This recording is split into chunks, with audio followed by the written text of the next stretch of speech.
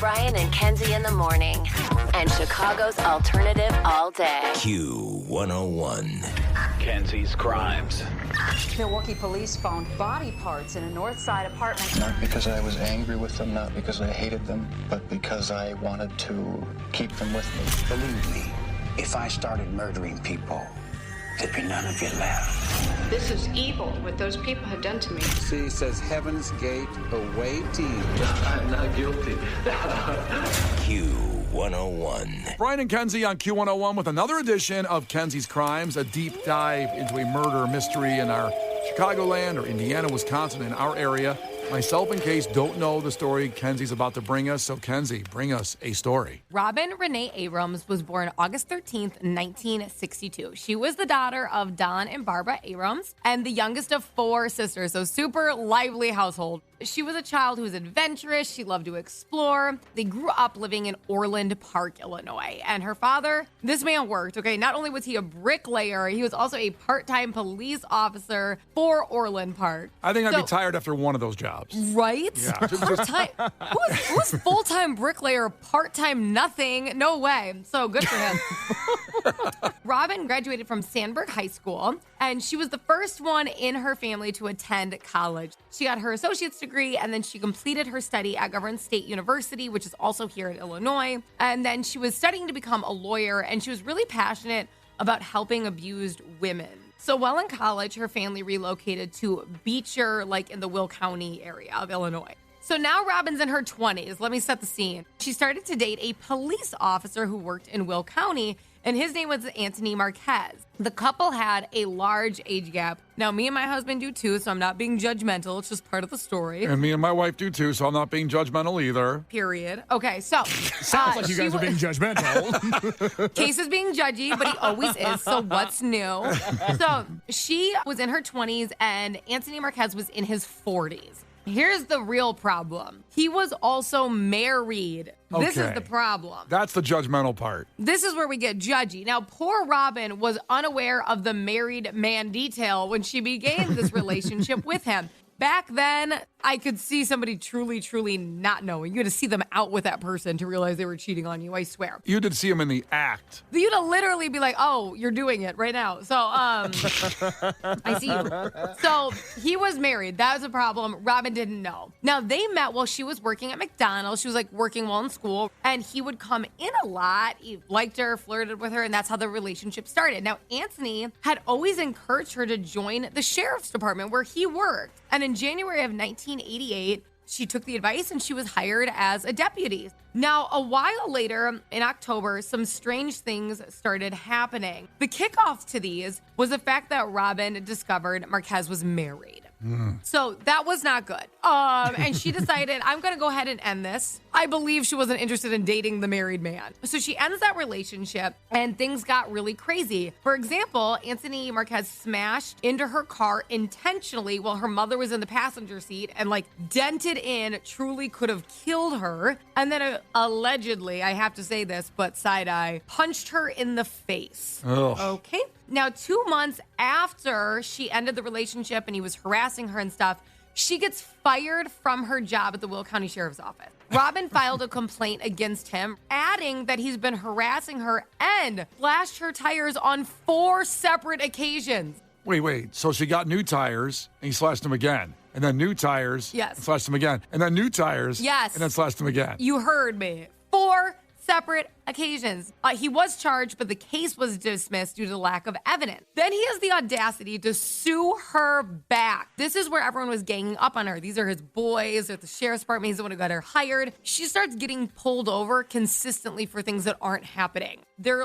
suing her. So finally, after multiple attempts, she is guilty for reckless driving. So it's very sketchy on if it was happening or not. Obviously, no body cam footage or anything. Now, she filed for an order of protection for not only herself, but her mother. And she also mentioned lots of stalking. The order was granted. She was going to be protected through November 27th, 1990. So that's when it was going to go through.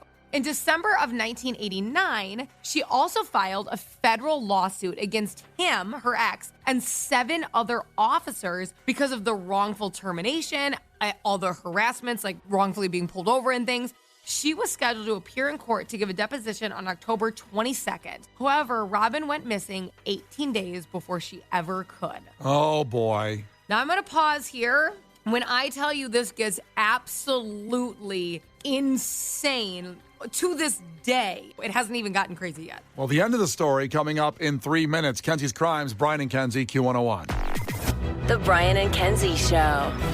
On Q101. Brian and Kenzie on Q101 with the conclusion of Kenzie's Crimes, a wild story in the first segment, and Kenzie, take it from there.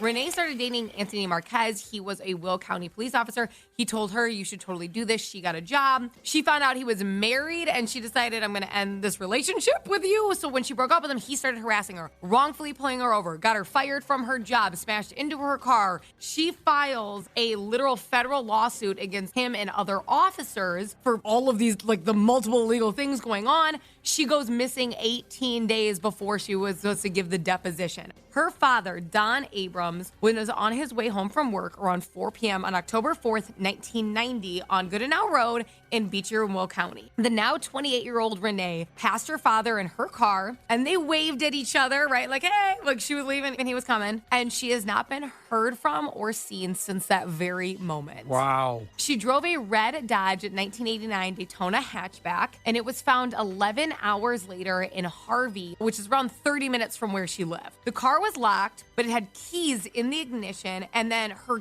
camera was found inside the car. And that's kind of only an important detail because it's like, well, if it was a carjacking, why would you leave anything valuable? So a witness claims that he saw two men drop the car off in a tow truck around 10 p.m. the day Robin went missing. The police were made aware of the car around 3 a.m. when someone called in concerned because they noticed someone trying to break into it. I'm sure because the keys were in the ignition. Someone's like, if I can just get this door open. And that's when they called it into the officers. 3 days after the car was discovered, Robin's bag was found in a residential area 3 blocks from where her car was. So the purse was intact. Her wallet was still in the purse, but the credit cards were gone.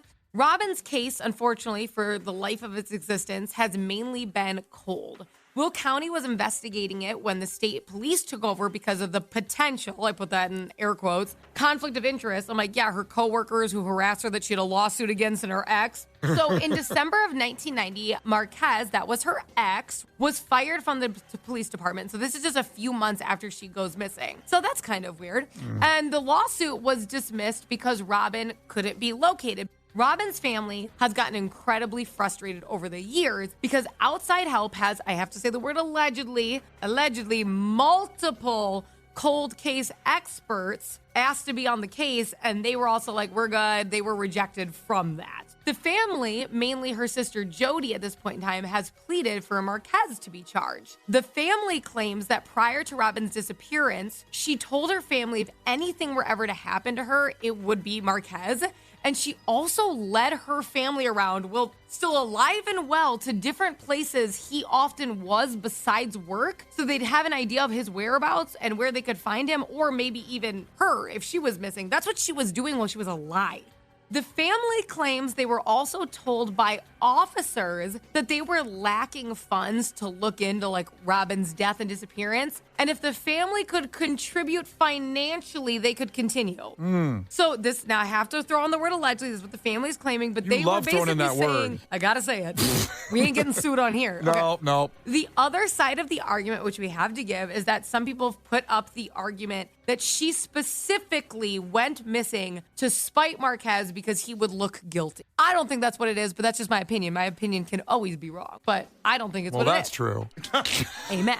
So on March 2017... That's also a big, long con on her part. Right, like to leave your whole family and put them in. I don't think that that's the case, but that's just me. March 2017, finally, Marquez and his stepbrother, John Romo, were named as persons of interest. Now think about how long this has been, but okay, finally. John Romo's home was searched. The FBI and Illinois State Police dug up a concrete floor in his basement. They did find a singular bone. However, it was discovered that it was over 1,000 years old. Wow. So it was on like, I think an old burial lot or something like that.